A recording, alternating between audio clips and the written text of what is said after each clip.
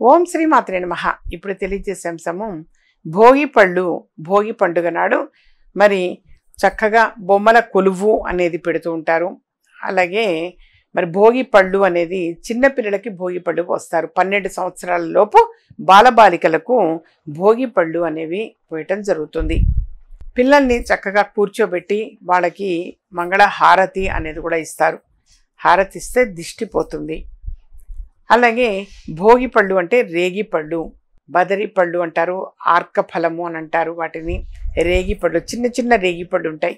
ఆ రేగి పళ్ళు, బంతిపూల రెక్కలు కొంచెం, చామంతి పూల రెక్కలు కొద్దిగా, అలాగే చిల్లర నాణ్యాలు. మా చిన్నప్పుడైతే రూపాయి, అది పైసా బిళ్ళ, 2 పైసల బిళ్ళలు, 5 పైసల బిళ్ళలు ఇవి ఉండేవి, అవి వేసేవాళ్ళు. సరే, ఇప్పుడు మినిమం చలామణిలో ఉంది రూపాయి నాణ్యం కాబట్టి రూపాయి బిళ్ళలు అనేవి కూడా కొన్ని వేస్తారు. అందులో వేసి ఇవన్నీ కూడా కలిపి, అంటే పాలకాయలను చేస్తారు కొద్దిగా చిన్న చిన్నగా అన్నమాట. పాలకాయలు అనేవి కూడా చేయటము. మరి కొంతమంది చెరకుగడ ముక్కలు కూడా వేస్తారు అందులో. అలా వేసి అది ఆ పిల్లలందరినీ కూడా కూర్చోపెట్టి వాళ్ళకి బొట్టి పెట్టి భోగి పళ్ళు అనేది, అంటే ఇలా చేత్తో పట్టుకొని 3 సార్లు, ఇటు 3 సార్లు అటు 3 సార్లు తిప్పి పిల్లల నెత్తిపైన, తలపైన ఇలా పోస్తాం మనం. అంటే తల మీద బ్రహ్మరంధ్రము అని ఉంటుంది. ఆ బ్రహ్మరంధ్రం పైన ఇలా మనం ఈ పళ్ళు అనేవి ఇలా పోయడం వలన యథార్థంగా మరి శ్రీమన్నారాయణుడి అనుగ్రహం అనేది కలుగుతుంది. అలాగే జ్ఞానము అనేది డెవలప్ అవుతుంది.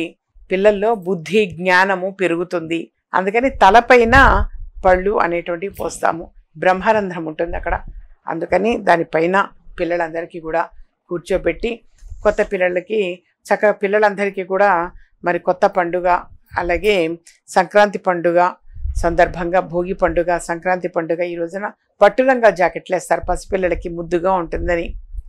అలా వేయటము, వాళ్ళని కూర్చోబెట్టి మరి ఇలా భోగి పళ్ళు అనేవి పోస్తాం నాన్న. పోసి హారతి, మంగళ హారతి కూడా ఇస్తాము. పిల్లలకి తెలియక సరదాగా ఆ పళ్ళని ఏరుకుంటూ ఉంటారు, ఆ కాయిన్స్ ఏరుకుంటూ ఉంటారు. వాస్తవంగా అవి వాళ్ళు తీయకపోవటం మంచిది.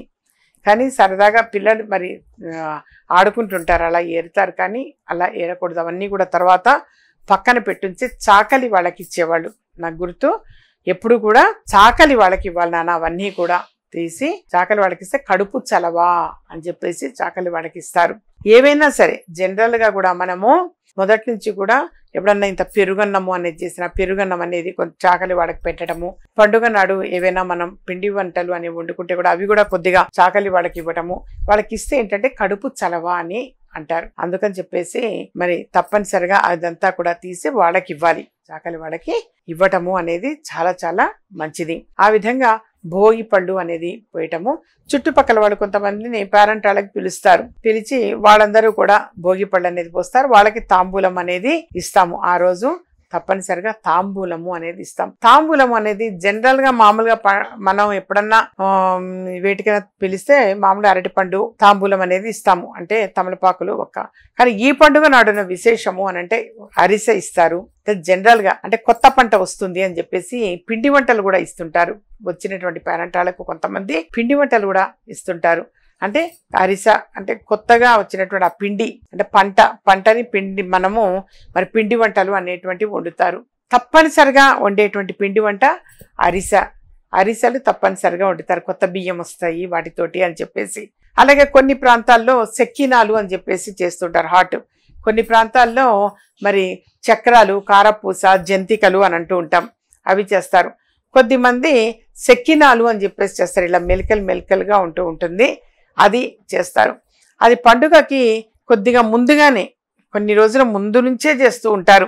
చాలా ముందుగానే చేసి పెడతారు. ఒకళ్ళ ఇళ్లలో ఒక ఇంటికి వెళ్ళి ఎక్కువ మంది కలిసి చేయటము, మరొకరి ఇంట్లో మరొక రోజు చేయటము, ఈ విధంగా చక్కగా సంతోషంగా ఆనందంగా సెలబ్రేట్ చేసుకునేటువంటి పండుగ ఈ భోగి పండుగ నాడు ఈ విధంగా చేస్తారు. మంగళహారతి ఇస్తారు, బొమ్మల కొలువు పెట్టడం, మరి అలాగే భోగి మంట దగ్గర భోగి మంట కాచుకోవటం, ఇవన్నీ కూడా భోగి పండుగ నాడు చేయవలసినటువంటివి.